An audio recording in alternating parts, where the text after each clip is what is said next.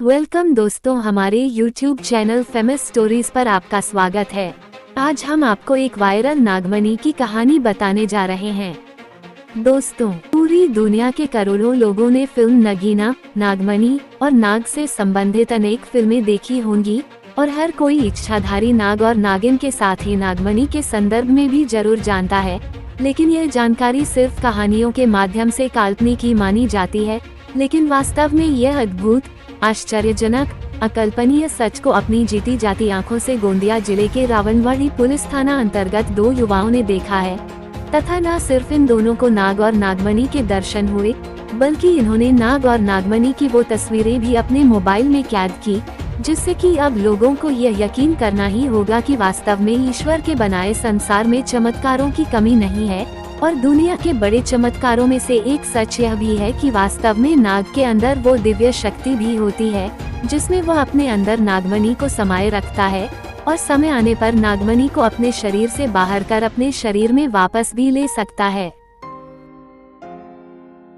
जी हाँ, गोंदिया जिले के रावणवाड़ी थाना अंतर्गत ग्राम रत्नारा में यह चमत्कार ग्राम के ही निवासी योगी धामड़े और सर्पमित्र शैलेश बोरकर ने अपन आंखों से देखा और फिर उन्होंने इस घटनाक्रम की तस्वीरें भी अपने मोबाइल में कैद की और उसके बाद उन तस्वीरों को गांव के लोगों को दिखाया। तो फिर ये तस्वीर सोशल मीडिया में भी ग्राम रत्नारा में नाग द्वारा नागमणि छोड़ने और फिर वापस ले जाने के संदर्भ में तस्वीरें वायरल हुई। तो इसकी जानकारी विधायक विनोद अग्रवाल के माध्यम से जगह प्रेरणा को लगी।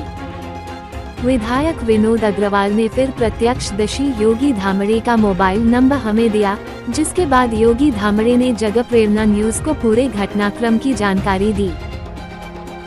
प्रत्यक्षदर्शी योगी धामड़े ने बताया कि 29 मार्च 2023 को रात में 10 बजे लगभग गांव में शिव पुराण का कार्यक्रम शुरू था। उस वक्त मैं घर पर था और मेरे भतीजे के लिए हमने गांव की लड़की ही मांगे है, जिससे कि उसके साले ने हमें फोन किया कि घर के आंगन में बहुत बड़ा सांप निकला है। मैं तुरंत गाड़ी लेकर उसके घर गया तो देखा कि उनके घर के आंगन में बहुत बड़ा नाग सांप था। इतने में ही खबर दिए जाने पर तुरंत मेरी दुकान के बाजू का दोस्त सर्पमित्र शैलेश बोरकर भी वहां पर पहुंच गया। फिर हमने देखा कि सांप नाली में चला गया।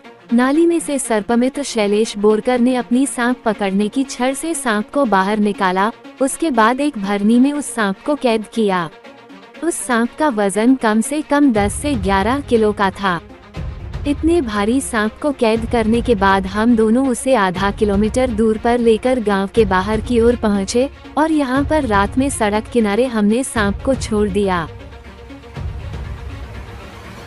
फिर हम दूर से देख रहे थे कि सांप कहां जाता है, तो हमने देखा कि सांप वहां से थोड़ी दूर आगे जाकर पलसे के पेड़ के पास रुक गया और वहां पर सांप बड़ा सा फन फैलाकर खड़ा हो गया।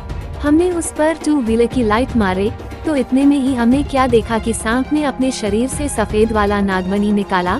नागमणि का प्रकाश 100 वॉट के बल्ब जितना था, जिसके कारण चारों तरफ उजाला सा हो गया।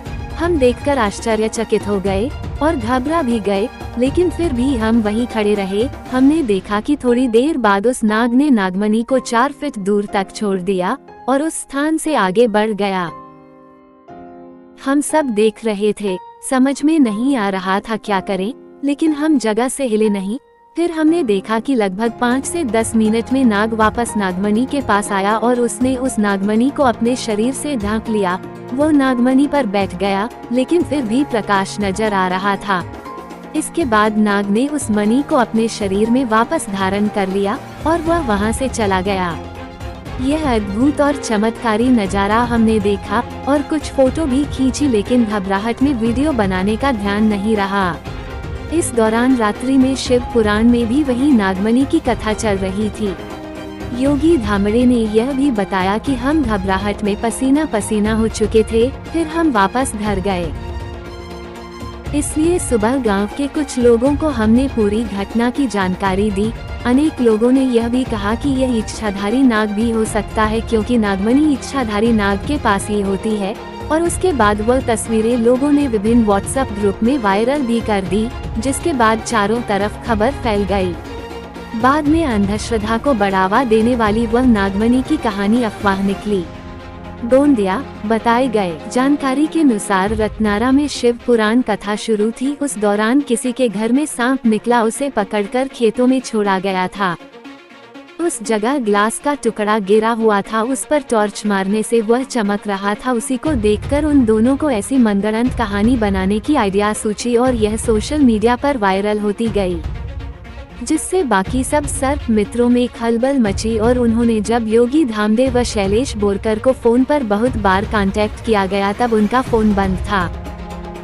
इसी संदर्भ में और जानकारी लेने के लिए सर्पमित्र तथा अंधश्रद्धा निर्मूलन समिति के सदस्य बार बार फोन कर रहे हैं, परंतु उन दोनों ने अपना मोबाइल नंबर बंद रखे हुए हैं। डॉक्टर प्रकाश धोटे ने वहां जाकर सच्चाई जानने की कोशिश की, परंतु कुछ तथ्य सामने नहीं आए।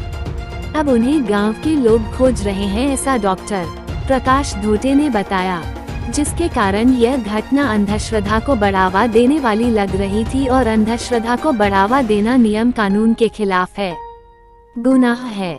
दोस्तों, ऐसे अफवाह फैलाने वाले वायरल मैसेजेस से हमें दूर रहना चाहिए। दोस्तों, ऐसे और भी जानकारी भरे किस्से कहानियों को देखने के लिए इस वीडियो को लाइक और चैनल को सब्सक्राइब कीजिए। धन्यवाद।